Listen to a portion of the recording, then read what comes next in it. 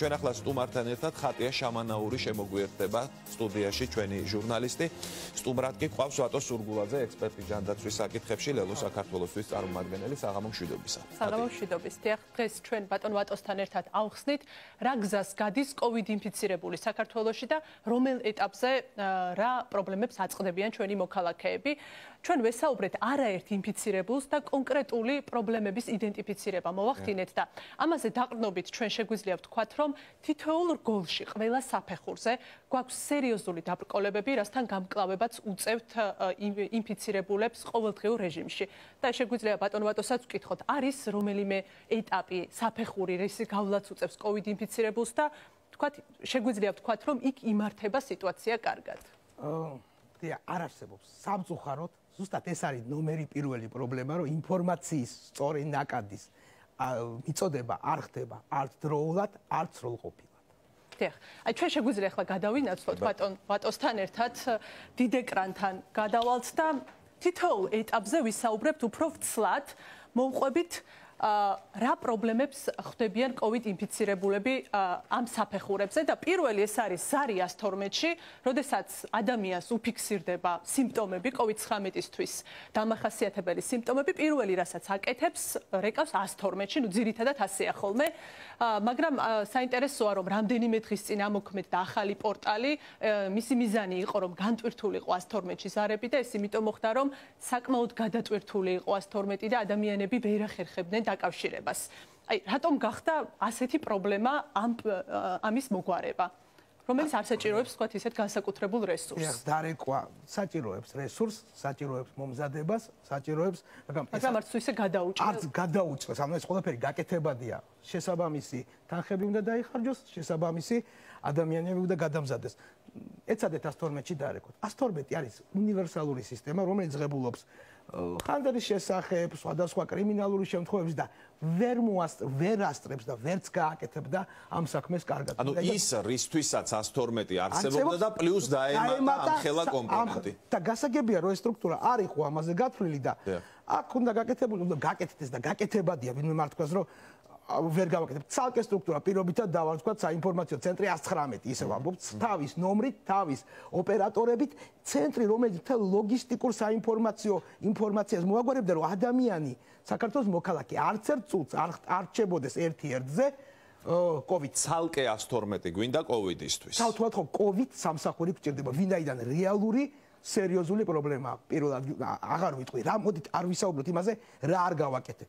მოდით ვისაუბროთ იმაზე, რა უნდა გავაკეთოთ. რა უნდა გავაკეთოთ. ანალიზის დროს მოვა გაკეთებაზე და პასუხით მოეთხოვება. კი ბატონო, ესე იგი რეკავთ 112-ში. რა უნდა გავაკეთოთ, ესე თქვა ბატონმა ვატომ, ხო, ეს აქცენტი რომ ანალიზის დრო მოვა, ბევრი ხარვეზი იყო და ამას ალბათ თავარია დამთავრდეს ეს ამბავი ადრე თუ მეტნაკლებად მშვიდობიან. და ახლა როგორც მუშაობს რა სახის პრობლემები, ანუ უბრალოდ ვერ რეკავთ? თუ დიდხანს წევს ეტაპზე, დიახ, ამ ეტაპზე, პორტალმა მეტნაკლებად განმოხდა სიტუაცია, მაგრამ ჩვენ ვიცით, რომ არის უამრავი ადამიანი საქართველოში, რომლისთვისაც ინტერნეტი არ არის ხელმისაწვდომი და შესაბამისად ისე ვერ განტვირთულდა, დიახ. მეგობრებო, ჩვენ სკოლის მოწაფეებს ვერ უზრუნველყო სახელმწიფომ ინტერნეტით და ნორმალური თქვათ гаджетებით, ანუ ინსტრუმენტი რო კონდეს, რომ შევიდეს.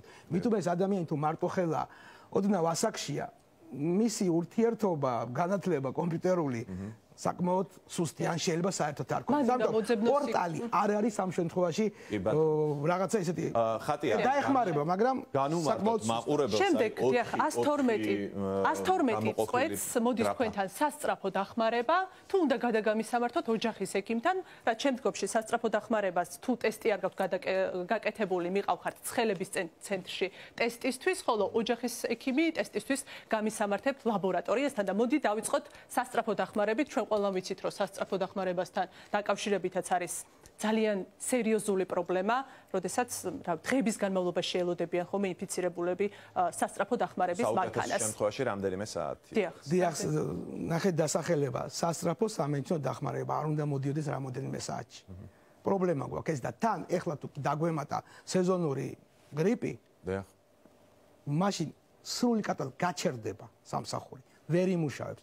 არც კადრები და არც ავტოპარკი არ ნიშნავს დაგვემატება. აუცილებლად დაგვემატება, ხო თუ დაგვემატება, არა, დაგვემატება უბრალოდ შეჯერობით არ არის, არ შევიდა თავის იმაში. აუცილებლად გვექნება სეზონური გრიპის ეპიდემია. ერთმანეთში, სადაც კიდევ მითუმეტე სეზონური გრიპი უფრო მოქმედებს ბავშვებზე და გაცილებით უფრო რთულად მიმდინარეობს ბავშვებში. წარმოიდგინეთ მაშინ რა სიტუაციაში ჩავარდება სასწრაფო სამართლი. გვაქვს სერიოზული პრობლემა და აი თქვენსავე დასმულ შეკითხვაზე მინდა თქვენგანვე პასუხი. რა უნდა გავაკეთოთ? რა არ გაკეთდა მერე? რა უნდა გავაკეთოთ? დიახ, ამ შემთხვევაში კიდევ ამბობ, ეს არის თანხებთან დაკავშირებული, გვაქვს თანხები უბრალოდ არასწორად ხარჯავთ. უნდა შეიქმნას ეგრეთ წოდებული COVID სასწრაფო, რომელიც უშუალოდ იქნება ორიენტირებული COVID პაციენტ. დიახ, ამას პატარა დრო დაჭირდება. პოლიტიკურ ნებას გააჩნია რა, გამოცდას რამდენ ხანში მოამზადებო, რო ეკითხებიან, როდის არის გამოცდაო. იგივე მომენტია, შეიძლება ამის გაგება ცალკე COVID სასწრაფო, რომელიც მხოლოდ COVID დაავადებულებს მოემსახურება. საიდან მოვიყვანოთ ექიმები? ექიმები. აი ამ შემთხვევაში ჩვენ შეგვიძლია სტუდენტების ჩართვაზე რო იყოს საუბარი და არიციან, გადავამზადოთ სტუდენტები და სად ჩავთოთ არ ვიცოდით. აი ზუსტად აი ამ შემთხვევაში სტუდენტების მე-6 კურსის დამამთავრებელი კურსების სტუდენტების ჩართვა შეგვიძლია. ძირითადად აქ არ არის საჭირო, კიდევ ამბობ, აქ სასწრაფო უნდა მივიდეს, ნახოს ადგილს. შეაფასოს. ეს არის მისი მთავარი ფუნქცია. შეაფასოს სირთულე და მოახდინოს პაციენტის ტრანსპორტირება საჭიროების შემთხვევაში. ან ისევ გადასცეს ლოჯისტიკურ ცენტრს ინფორმაცია და შეაერთოს ოჯახით. ხათე უკაცრავად ერთ დაზუსტებას გავაკეთებ მხოლოდ. ეს არის ძალიან საინტერესო, მე მეჩვენება ყოველ შემთხვევაში ეს შეფასების ნაწილი.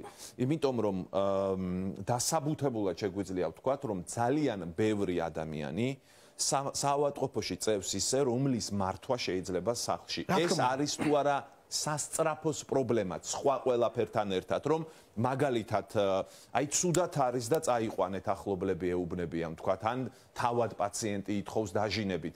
მან უნდა შეაფასოს, მართლა წავიდეს თუ არა, შეიძლება ზეგავლენის ქვეშ მოექცეს და გადაიყვანოს ისეთი პაციენტი, რომელიც შინაც იმართება პრინციპში. ეს პრობლემაა სასწრაფოსი და ოჯახის ექიმის კვალიფიკაციის მომზადების მოტივაციის და კონტროლის.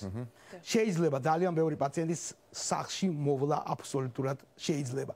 თუ გვექნება შესაბამისად კარგად მომზადებული ოჯახის ექიმი, ამას არ ჭირდება დიდი დრო, ჭირდება უბრალოდ მოტივაცია ხალხის. შესაბამისი აღჭურვილობა, რო ეუბნები დარეკე იქნება ამას არ აქვს ტელეფონზე ის თანხა რო დაარეკოს და კონტროლი რამდენჯერ დღეში დაურეკა შეიძლება 8 დღეში ერთხელ რეკავდეს ოჯახის ექიმი პაციენტს შეუძლებელია იმიტომ კონტროლი არ არსებობს არავის არ აინტერესებს ეს პრობლემა შესაბამისად ჩეკლისტიც არ არსებობს ამას უნდა ქონდეს გამზადებული ჩეკლისტი როგორც სასწრაფოს ასევე რა უნდა კითხოს და რაზე უნდა გაამახვილოს ყურადღება სულ ცოტა რაღაც სხვას ვიტყვი მაგრამ 200.000 უნდა დავხარჯოთ ნაძვის ხის გასაკეთილშობილებლად ხო 200.000 გვეყიდა საქართველოს ფულია ისაც და ისაც რა მნიშვნელობა მუნიციპალურია თუ ომია და ყველა თანხები შეგვეძლო გვეყიდა ეგრეთ წოდებული პულს ოქსიმეტრები და დაურიგოთ სახლში მყოფ პაციენტებს დაურიგოთ კოვიდ სასტუმროებში მყოფ პაციენტებს და იგივე ოჯახის ექიმს გაუადვილდება მართვა დაინახავს როდის არის უკვე არის თუ არა კრიტიკული მდგომარეობა იმ შემთხვევაში გააკეთებს სასწრაფოს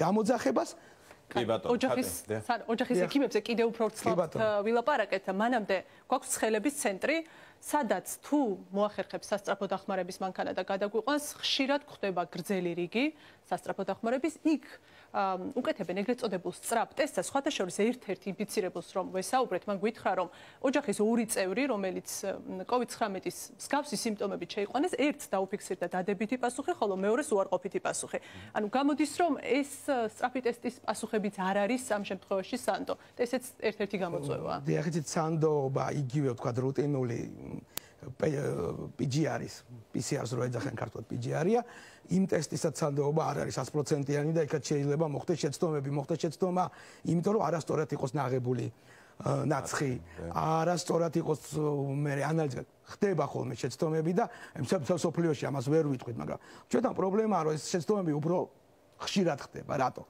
ისევ მოუმზადებელი ყველაზე ვერ ვიტყვი არის ძალიან კაი ლაბორატორიები ხშირად მოუმზადებელი ლაბორატორიები რომელმაც რომელსაც გამოცდილება არ აქვს და შესაბამის შეცდომაც. კი, ხათია, გადავედით ტესტზე თუ ცხელების ცენტრის კონტექსტში ვსაუბრობთ. პრინციპში ძირითადად ვილაპარაკეთ, მაგრამ ოჯახის ექიმის ნაწილში არის მეორე მნიშვნელოვანი კომპონენტი, ასევე მათი კომპეტენციაც, ხო? ანუ საჭიროა გადამზადება ასე შემდეგ. ლაბორატორიასთან თუ გადაგვამისამართებს, უფასოდ უწევთ მოქალაქეებს ტესტის გაკეთება, მაგრამ ამ შემთხვევაში მათ შეიძლება საათების განმავლობაში არა დღეების განმავლობაში შემთხვევა ერთად არ ვიწყვი იმ პოლიკლინიკას, სადაც მივიდნენ და როგორი მომენტი ის 40 ტესტი გვაქვს, მეტი არ ჩადგეთ რიგში. როგორც ხედრიონის დროსაც არ ხდებოდა პურის რიგში მგონი ესეთი რაღაცა. აი ეს დაბეჭდილება შემექნა. 40 გვაქვს და სხვა და ადამიანი 4 დღე დადიოდა. ვერ ხდებოდა იმ 40-ში და 60-ში. ანუ ეს ნაწილიც საკმაოდ მოუწესრიგებია და ამის მოწესრიგება ლაბორატორიაზე. რა თქმა უნდა, მობილური ლაბორატორიები. ფასიანი მობილური ლაბორატორიებით უნდა მოგვარდეს ეს. მობილური ლაბორატორიები ძალიან საინტერესო მომენტია. კიდევ ვამბობ, ეს არ არის იაფი, მაგრამ ხო იცით გამოთქმა nothing creates nothing. არაფერი ქმნის არაფერს. თუ არაფერს არ ჩადებ, ვერაფერსაც ვერ მიიღებ და აი ეს არის რომ მობილური ლაბორატორიები შევქმნათ. კი, ძვირი იქნება, მაგრამ ყველაზე ძვირფასი ქვეყნისთვის არის მოსახლეობა, ჯამთელი მოსახლეობა და ადამიანის სიცოცხლე. 150 ლარი ღირს დღეს, მაგრამ ნუ მოქალაქეები ახერხებენ მაინც და როცა ამის საჭიროება დგება, ხო, იღებენ სესხებს, ან ბევრი ვერ ახერხებს. მერწმუნეთ რომ 150 ლარი საკმაოდ დიდი ფული გახდა საქართველოში, თუმცა თვითონ ფულის ყიდველუნარიანობა, ნუ ყველამ ვიცით, რაც მოსდის დღიდან დღემდე. აი ბინაზე მკურნალობა და გამოკვლევები პრინციპში ეს არის თავარი რომ ჰოსპიტალური სექტორი არ იყოს გადატვირთული და თქვენ ახსენეთ პულსოქსიმეტრი, რომელიც არის ძალიან მნიშვნელოვანი ასეთ დროს, ასევე დამატებითი ჟანგბადი შეუძლიათ ხო მათ? ბევრი რამის გაკეთება შეიძლება, კიდევ ვამბობ, ბინაზე მყოფს სჭირდება ყურადღება. ადამიანს არ უნდა კონდეს ვაიმე რამე რომ დამემართოს და იწყებენ ახლობლის ძებნას. დღეს მთელი ორი პაციენტის მოწყობაში ვიყავ, მთელი დღე დავკარგე. არა, იმან უნდა იცოს რომ მე დავრეკავ აქ, ვიცი ჩემი ოჯახის ექიმის ტელეფონი და ის მოწყობა საინტერესო. ხო, პაციენტის მოწყობა მოგწონს რა, ავანტობაში და და ოჯახის ექიმი არის ის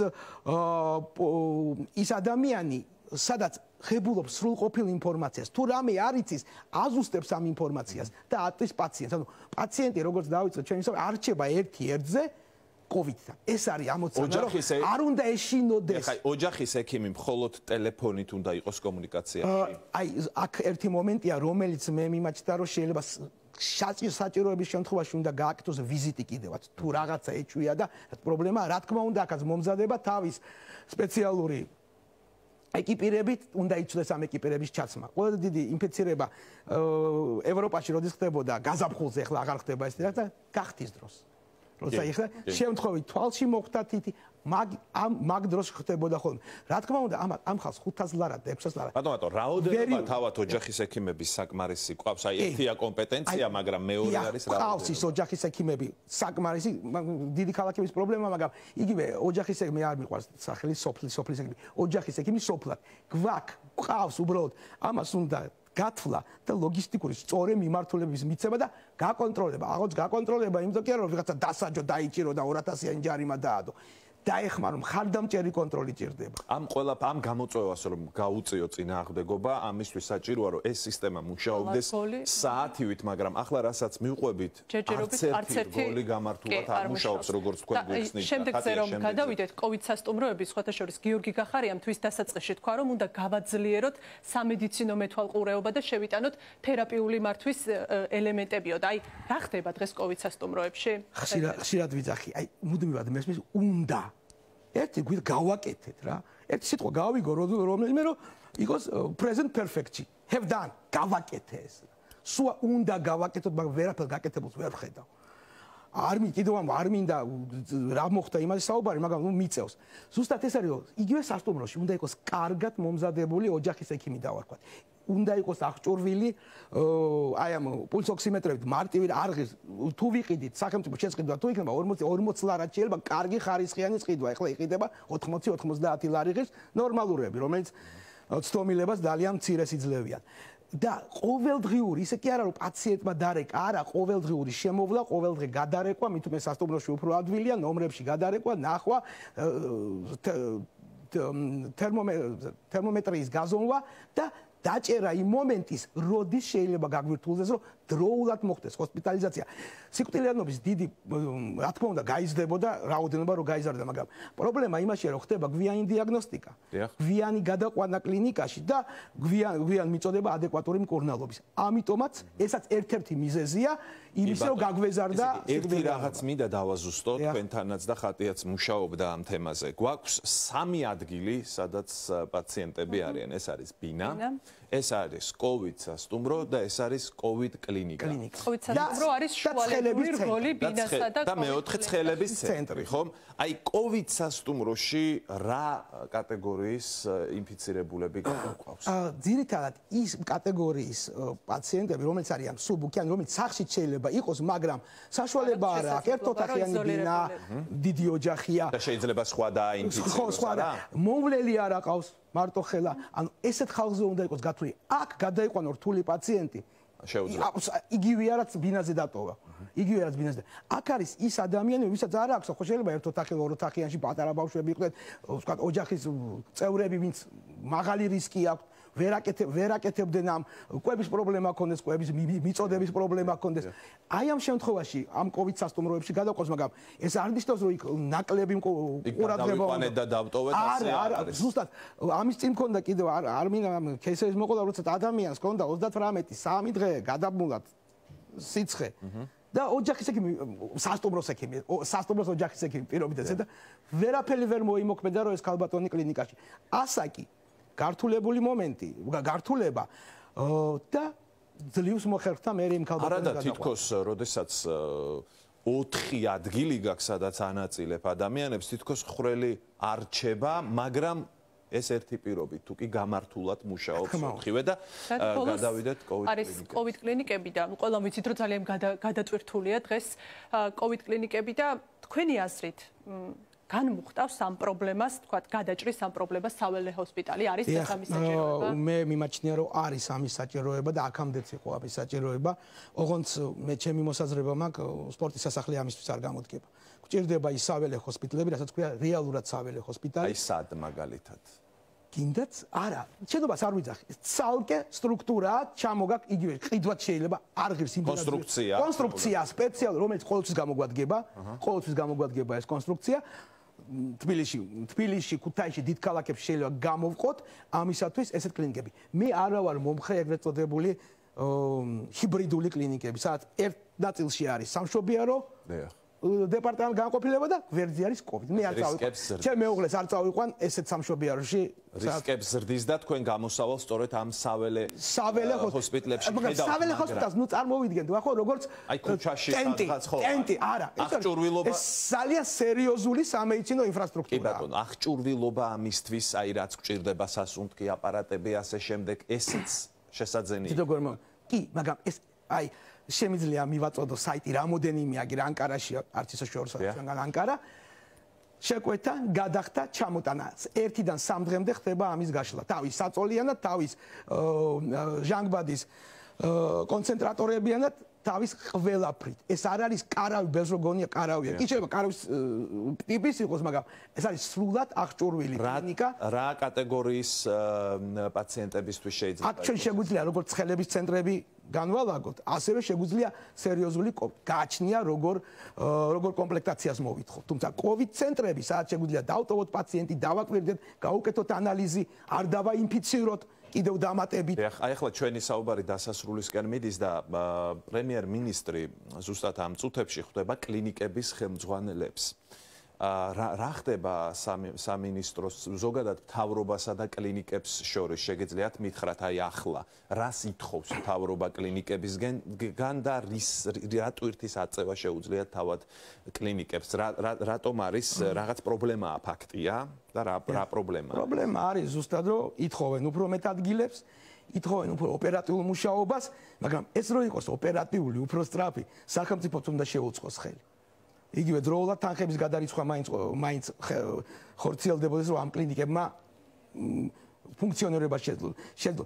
მომწოდებლებიც კი აღარ აწვდიან მედიკამენტებს საჭირო ყველა მასალებს აპატიეთ ნისიათ. არის ეს მომენტი. კონსიგნაცია უბრალოდ კონსიგნაცია აღარ აწვდიან. არის ეს მომენტი რომ კლინიკები იტოვებენ შედარებით მსუბუქ პაციენტებს იმისთვის რომ ასე ვთქვათ ნაკლები ხარჯი და ნაკლები ხო ნაკლები ხარჯი კონდეთ ერთი მხრივ და მძიმე პაციენტებიც არ უნდათ რომ ამის რისკი არსებობს ვინაიდან ამის პრევენცია ამისი არ არსებობს არ არის მე ჩემ კლინიკამ აქ ისედაც არ მაძლევენ იმ თანხას რაც მჭირდება და ამ შემთხვევაში ვმუშაობ ჩემს გადარჩენას როგორც კლინიკის კარგი, დიდი მადლობა. ძალიან საინტერესო საუბრისთვის, ვფიქრობ მაყურებელმა კარგად გაიგო, რაც უთხარით. დიდი მადლობა ხატიას, დიდი მადლობა ბატონ ვატოს.